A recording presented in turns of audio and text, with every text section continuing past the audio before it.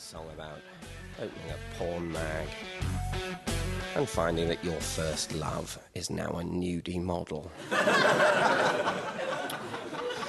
That would be a surprise, wouldn't it? Totally undermines the achievement of having got to nude yourself in the first place. All those years ago.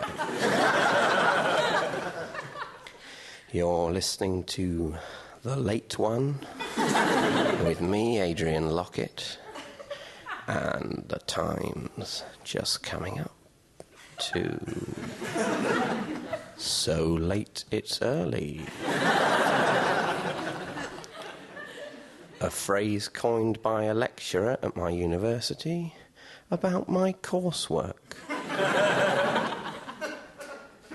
The joke turned sour when I was thrown out. Doesn't really matter. You don't need a degree in chemical engineering to become a DJ. Only to become a chemical engineer.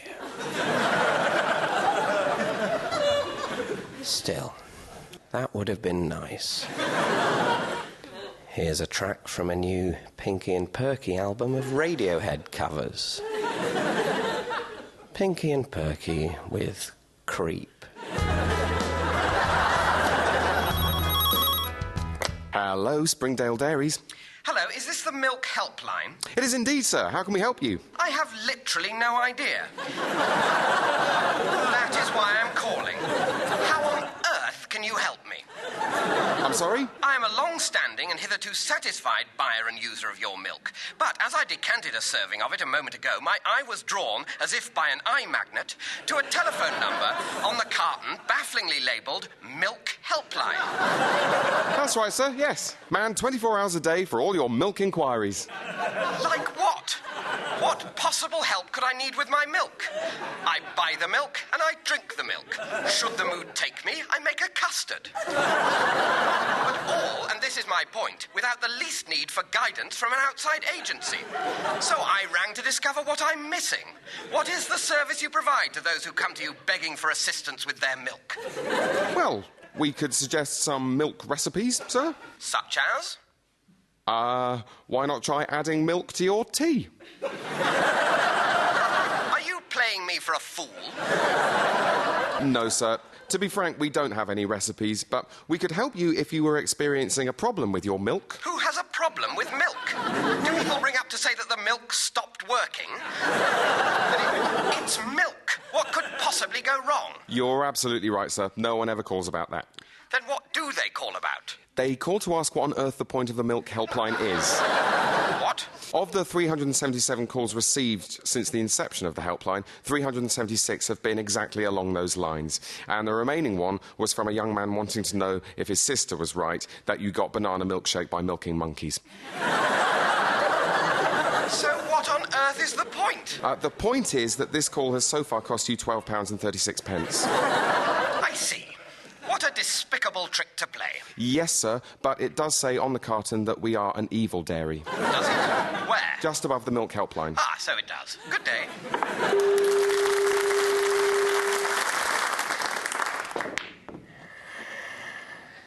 Oh, and that's a bad miss. A chance now for Chris Hunter as he strides to the table.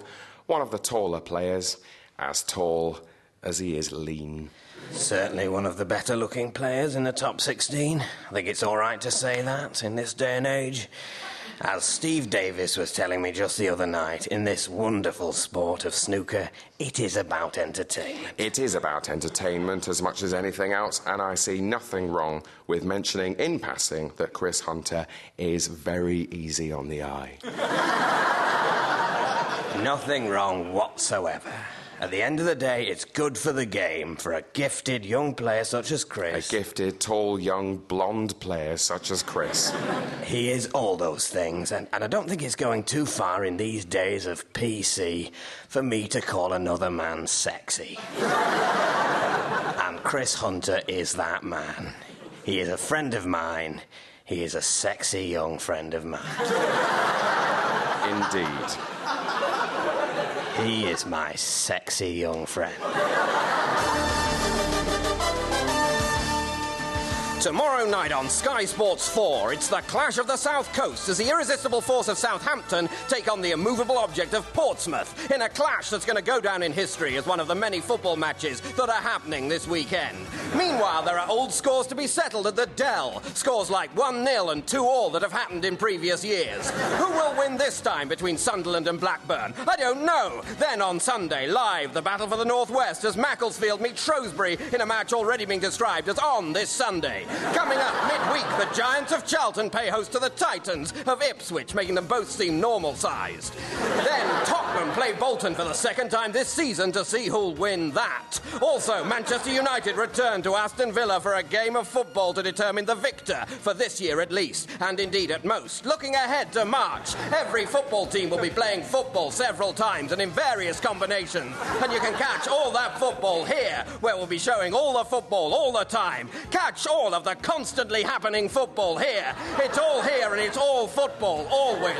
Thousands and thousands of hours of football, each more climactic than the last. Constant, dizzying, endless, 24-hour, year-long football. Every kick of it massively mattering to someone, presumably. Watch it all the football, all here, all the time, forever. It will never stop. The football is officially going on forever. It will never be finally decided who has won the football. There is still everything to play for and forever to play it in.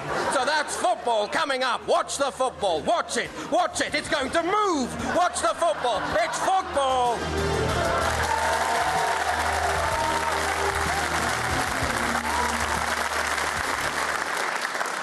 I mean, yeah, it's science fiction, but we're much more interested in writing the fiction than in... knowing about the science. I mean, you can literally study science for weeks before you're really on top of it. Yeah, and I had to write the links for a Dale Winton pilot, so we thought... Sod it. Yeah. Last week on Space Trek and Wars. Captain, the little green men have made a hole in the silver wall with their laser thing, and now the space is getting in. Quick, everyone. Put on the special motorcycle helmets for breathing with. We're humans. We breathe air, not space. I'm the doctor around here, Captain, but as usual, you're right. Breathing space is incredibly bad for you.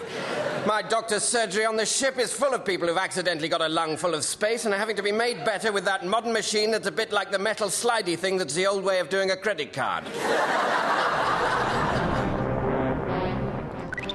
Where the engine is. Yes, Captain. We need to get away from the thing that's going to blow up very quickly so that we don't blow up too. Oh, typically the engine's broken. I'm ordering you to mend it as quickly as possible. Right. Done it.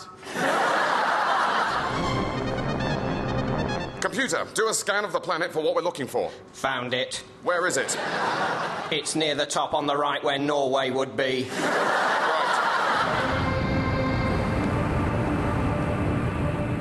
Is it safe to breathe on this planet? Seems all right.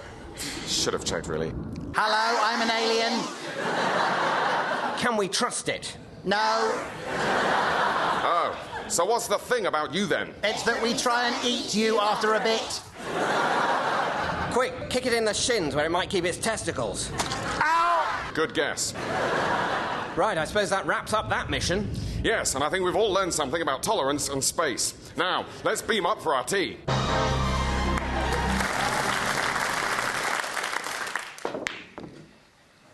Oh, and that's a bad mess. Well, look at the disappointment on Chris Hunter's pretty little face. That is a shame. He is devastated. I can never make up my mind, Peter, whether or not he looks more stunning in moments of adversity such as these than in moments of elation and joy. For the fullest answer to that, Ted, you'd have to ask his lovely girlfriend, Jackie. But I know what you mean. There is a quality to his fragile isolation that puts you in mind of Winona Ryder in Court. Which is about as sexy as it gets. But for my money, it's when he comes into the Crucible bar after a big win or a few snatched moments with Jackie, with the lights from the fruit machine shining through his hair, and he smiles and he turns that smile onto you. It's like basking in the light of twin suns. You're quite right, Peter. It makes me thankful my op went okay. In half an hour on Channel 4, award-winning documentary series Modern Scrutiny will be looking at the growing problem...